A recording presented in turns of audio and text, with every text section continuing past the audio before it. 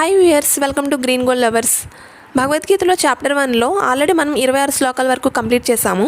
ఇప్పుడు మళ్ళీ introduction video upload చేయడానికి గల మెయిన్ రీజన్ ఏంటి అంటే, నేను ఫస్ట్ అప్లోడ్ చేసిన ఇంట్రడక్షన్ వీడియోలో విజువల్స్ లేవు, కానీ ఆ వీడియోకి చాలా ఇంప్రెషన్స్ అనేవి ఉన్నాయి. క్లిక్స్ తక్కువ ఉన్నా కానీ అప్పుడు నాకు అర్థమైంది విజువల్స్తో చేస్తే ఈ వీడియో ఇంకొంచెం మందికి రీచ్ అవుతుంది అండ్ చాలా ఇన్ఫర్మేషన్ నేర్చుకునే ప్రయత్నం చేస్తారు అనే ఉద్దేశంతో ఈ వీడియో నేను చేశాను.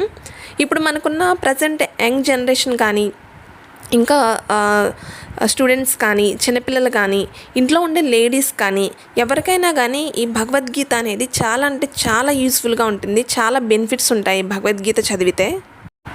ఇంకా మనందరికీ ఎంతో మేలు చేసే ఫార్మర్స్కి చాలా ఉపయోగపడుతుంది భగవద్గీత. ఇంకా ప్రపంచంలో ఉన్న ఎటువంటి మేధావులకైనా కానీ ఈ భగవద్గీత అనేది ఒక గైడ్, ఒక మాన్యువల్ లాగా ఉపయోగపడుతుంది. పొలిటీషియన్స్ కూడా భగవద్గీత చదవచ్చు. వాళ్ళు చాలా బిజీగా ఉంటారు కాబట్టి మార్నింగ్ టైంలో ఒకసారి చదివి వెళ్తే చాలా బాగుంటుంది. స్వయంగా శ్రీకృష్ణుడే డైరెక్ట్గా శ్రీకృష్ణుడి నోటి నుంచి వచ్చిన మాటలే కాబట్టి భగవద్గీత అంత పవర్ఫుల్.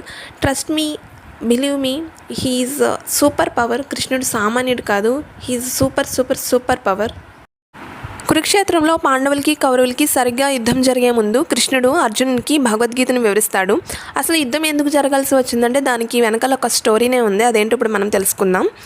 పాండురాజు, ధృతరాష్ట్రుడు ఇద్దరు అన్నదమ్ములు. ధృతరాష్ట్రుడు పుట్టుకతోనే బ్లైండ్ కాబట్టి పరిపాలన అనేది పాండురాజు తీసుకుంటాడు. పాండురాజుకి 5 కుమారులు ఉన్నారు, వాళ్ళే పాండవులు. పాండురాజు తర్వాత నెక్స్ట్ పాండవులకు వెళ్తుంది పరిపాలన అనేది. కానీ కౌరవులు ఎప్పుడూ కూడా పాండవుల పట్ల అసూయ ద్వేషంతో ఉండేవాళ్ళు. వాళ్ళని ఎలాగైనా చంపేయాలని కౌరవులు ఎన్నో కుట్రలు చేసేవాళ్ళు. కానీ ఇక్కడ కృష్ణుడు పాండవుల తరపున ఉన్నాడు. పాండవులను ఎప్పుడూ రక్షించేవాడు కృష్ణుడు. మనందరికీ తెలుసు కృష్ణుడు అర్జునుడు చాలా క్లోజ్ ఫ్రెండ్స్ అని. వాళ్ళిద్దరూ రిలేటివ్స్ కూడా. ఇంకా కౌరవులు వాళ్ళ చేసిన కుట్రలని ఫలించకపోవడంతో చివరికి ధర్మరాజుని జోదంకి ఆహ్వానిస్తారు. ఆ జోదంలో ఈ ధృతరాష్ట్రుడు కుట్ర చేసి మాయ చేసి పాండవులను ఓడిచేస్తాడు. జోదంలో ఓడిపోయిన వాళ్ళు అరణ్యవాసానికి వెళ్ళాలి. అలా పాండవులు 13 సంవత్సరాల అరణ్యవాసం, 1 సంవత్సరం అజ్ఞాతవాసం కూడా చేస్తారు. తిరిగి వచ్చిన తర్వాత పాండవులు వాళ్ళ రాజ్యాన్ని వాళ్ళకి ఇవ్వమని అడగగా కౌరవులు దానికి ఒప్పుకోరు అనమాట. కానీ రాజ్య పరిపాలన అనేది వారి ధర్మం కాబట్టి పాండవులు అడుగుతారు, కనీసం 5 ఊర్లన్నా మాకు ఇవ్వండి అని. కౌరవులు దానికి కూడా ఒప్పుకోరు, ఒక్క అడుగు కూడా మీకు ఇవ్వమని చెప్తారు. అప్పటి వరకు ఓర్పు సహనం కలిగి ఉన్న పాండవులు ఇంకా యుద్ధం చేయాలని నిర్ణయించుకుంటారు. ఇంకా చివరిసారిగా శ్రీకృష్ణుడు రాయబారిగా ధృతరాష్ట్రుని వద్దకు వెళ్తాడు, పాండవులకి కౌరవులకి మధ్య సంధి కుదర్చడానికి, యుద్ధం చేయకుండా ఉండడానికి. కానీ దానికి కూడా ఒప్పుకోరు కౌరవులు.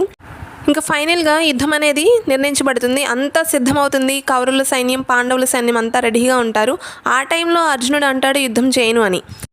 ఆ సమయంలో కృష్ణుడు అర్జునునికి వివరించిందే భగవద్గీత. భగవద్గీతలో మొత్తం 700 శ్లోకాలు ఉంటాయి. కృష్ణుడు అర్జునునికి భక్తి గురించి, కర్మ గురించి, జ్ఞానం గురించి చక్కగా వివరిస్తాడు. అవన్నీ మనం తెలుసుకుంటే మన జీవితాల్లో ఎలా ఉండాలి, ఎటువంటి కష్టం వస్తే ఎలా ఉండాలో కూడా మనకు అర్థమవుతుంది. ఇక్కడ నుంచి నెక్స్ట్ వీడియోస్ అన్నీ మన ఛానల్లో అప్లోడ్ చేస్తున్నాను. అవన్నీ మీరు ఛానల్లో వెళ్ళి చూడొచ్చు.